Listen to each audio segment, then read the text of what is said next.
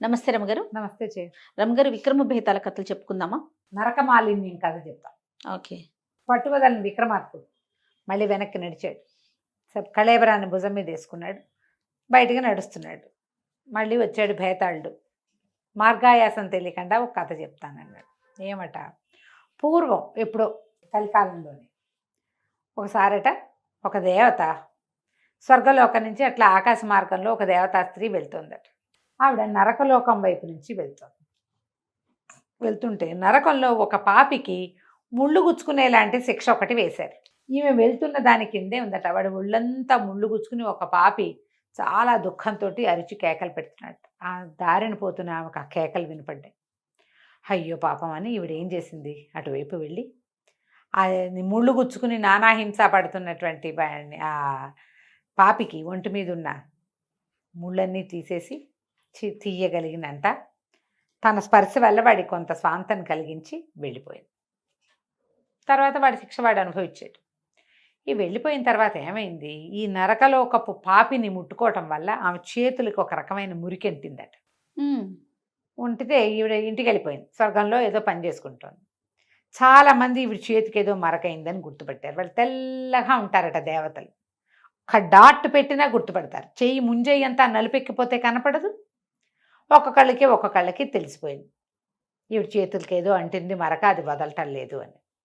ఇంద్రుడు పిలిచి అడిగితే ఈమె చాలా మొహమాట పడి చెప్పింది, నేను అట్లా నరకలోకం వెళ్తుంటే అతని దుఃఖం నన్ను కదిలించింది, అందుకని నేను వెళ్ళి చేశానంటే కేకలేశాడు. నువ్వు ఒకటి, నరకలోక పాపిని మనం ముట్టుకోకూడదు. వాడు చేసిన పాపాలకు శిక్ష వాడు అనుభవిస్తుంటే నువ్వు పోయి తగ్గించడం ఏమిటి, అది నీకంటుకుంది. ఇప్పుడు వాడు బాధపడుతున్నాడు అనుకోకూడదు. నరకంలో వాడు పడే బాధ, నరక బాధలు ఎందుకు వస్తాయి, వాడు చేసిన పాపానికి ఫలితం అది. వాడు ఎలాంటి దుర్మార్గుడు, వాడికి ఆ ముళ్ళుగుచ్చేవి కంటకం, ఇదేదో శిక్ష, నెత్తురు గారిపోతుంది ఆ ముళ్ళు గుచ్చుకున్న చోట నుంచి. వాడు ఎంత దుర్మార్గుడో, భూలోకంలో ఎంత హింస పెట్టాడో మానవుల్ని, అందుకు కదా వాడికి అది వచ్చింది. నువ్వు పోయి వాడికి శిక్ష తగ్గించి వాడిని ముట్టుకొచ్చావు. వాడు ముట్టుకుంటే ఆ నరక మాలిన్యం నీ చేతి కంటేసింది. దీన్ని పోగొట్టుకోవాలి. నువ్వు పోగొట్టుకుంటేనే స్వర్గప్రవేశం నీకు. భూలోకంలోకి వెళ్ళి 1000 చెప్పులు కుట్టిరా. నువ్వు 1000 చెప్పులు కుట్టొస్తే ఈ మాలిన్యం పోతుంది అని చెప్పాడు. ఈ దేవత ఏం చేస్తుంది, స్వర్గం నుంచి బయటకు వచ్చి భూలోకంలోకి పోయింది. చెప్పులు కుట్టాలి అంటే పోలంతుంది సాధనం. ఈవిడ కుట్టితే ఎవడేసుకుంటాడు ఆ చెప్పులు, ఈవిడెవరో వాళ్ళకి తెలియదు. అందుకని ఒక చెప్పులు కుట్టేవాడి ఇంట్లో ప్రవేశించింది. ఆ చెప్పులు కుట్టేవాడు ముందు రోజు రాత్రి ఆ సాయంకాలం బయట నుంచి తోళ్ళు తీసుకొచ్చి రెడీ చేసి రేపొద్దున్నే చెప్పులు కుట్టడానికి పెట్టుకున్నాడు. ఈ దేవత మాగారు అక్కడికి పోయి కూర్చుని చకచకా చెప్పులు కుట్టి, కొన్ని జతలు చెప్పులు కుట్టి మూలగొచ్చు. పొద్దునే చెప్పులు కుట్టేవాడు చూసుకున్నాడు. ఏమిటి చెప్పులు ఎక్కడి నుంచి వచ్చాయి, వస్తువు మాత్రం తందే, ఆ తోళ్ళు తనవి, ఎవరో కుట్టి పెట్టారు. వాడు భగవంతుడికి వేల ప్రణామాలు చేసేశాడు. ఎవడో దేవుడు నన్ను రక్షించాడు అనుకున్నాడు. ఇతనికి చెప్పులు కుట్టేవాడు అమ్ముకుంటాడు, కానీ అతనికి కొంచెం మోటుగా ఉండే చెప్పులు కుడతాడు. ఈ దేవత తనకు మంచి పనితనం ఉన్నట్టుగా కుట్టింది. నాజుగ్గా ఉన్నాయి చెప్పులు బయటికి తీసుకెళ్తే విపరీతంగా అమ్ముడుపోయినాయి. టకటగా కొనేసుకున్నారు జనం. సరే ఏం చేశాడు, మళ్ళీ వస్తువు ఇంకా తోలు సామాన్లు అన్నీ తెచ్చి పెట్టాడు శుభ్రం చేసి. తెల్లారేసరికి ఇంకో కొన్ని జతలు తయారైనాయి. అవి అమ్ముడిపోయినాయి. రోజు తేవా అమ్మ. కొద్ది రోజులు గడిచేసరికి అల్లబడికి ఏం తెలిసిందంటే, ఎవరో దేవత తనని కరుణించి కుడుతోంది. తన ప్రత్యక్ష దేవత. అక్కడి నుంచి ఏం చేశాడు, ఒక 5-6 రోజులు 6 రోజులు గడిచాక ఓ దీపారాధన అగరబత్తులు పెట్టాడు. దేవత వాటిని ఏమి స్వీకరించలా, మాట్లాడకుండా ఊరుకుంది, తన పంతం చేసుకునేది. పువ్వులు పెట్టాడు. సరే, ఒకనాడు పళ్ళు ఫలాలు పెట్టాడు.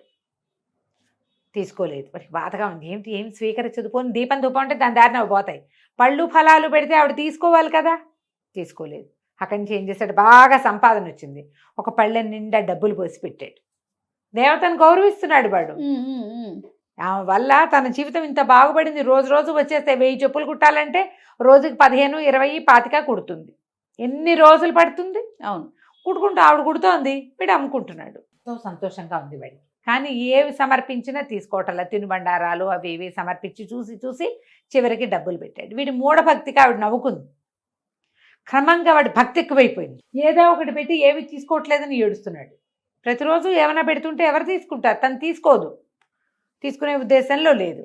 చివరికి డబ్బులు కూడా పెట్టేసరికల్లా ఆవిడకి ఏం చేయాలో తెలియలే. తీరా ఇంతకీ తను ఇంకా కొన్ని జతలు 100 కుడితే 100, 150 కుడితే తనకి ఇక్కడ విముక్తి వచ్చేస్తుంది. ఆవిడ ఏం చేసింది, చటుక్కుని వెళ్ళిపోయింది అక్కడి నుంచి. వెళ్ళిపోయి ఇంకోళ్ళు ఎవరో ధనవంతుడు చెప్పుల దుకాణం ఒకటి ఉంది, అక్కడ ఎవరు కుట్టారు ఎవరు చేశారు చూడరా 10 మంది పనివాళ్ళు ఉన్నారు. ఈ దేవత కూడా పోయి ఆ గుంపులో కూర్చుని తను కూడా కుట్టేసి ఎవరు కుట్టారో తెలియదు. ఇప్పుడు ఒక్కడిదే కొట్టు, ఒక్కడే మనిషి అంటే వాడు తోలు తెచ్చుకుని వాడే కుట్టుకుంటాడు. ఒక్క కొత్త వస్తువు వచ్చిందంటే అది తనది కాదని తెలిసిపోతుంది. ఇంత 15 మంది కార్మికులున్న గుంపులో ఎవరు చేశారో ఎవరికి లెక్కలేదు, ఎవరి పాదాలకో చేరతాయి అవి. కుట్టేసేసి 1000 చెప్పులు అవ్వగానే ఆమెకు దివ్యత్వం వచ్చేసింది. చేతి మీద మరక కూడా పోయింది, తెల్లబడిపోయినాయి చేతులు, వెళ్ళిపోయింది తన దారిని తను. ఈ చెప్పుడు కుట్టేవాడు ఉన్నాడు కదా, వీడు పళ్ళు గిళ్ళు అన్నీ అయినాయా. ఎప్పుడైతే ఈ డబ్బులు పెట్టాడో ఆ మర్నాడు దేవత వెళ్ళిపోయింది. ఇక వీడి తోలు చెప్పులుగా మారడం మానేసినాయి. అంతకుముందు మారిపోయేవి తెల్లారేసరికల్లా. చూశాడు బెంగ పెట్టుకుని దేవత తనని వదిలేసిందని జబ్బు చేసి మంచం బట్టి చచ్చిపోయాడు. అయ్యో, చచ్చిపోయేసరికల్లా ఇది కథ అయిపోయింది. ఈ కథ చెప్పాడు భేతాళుడు.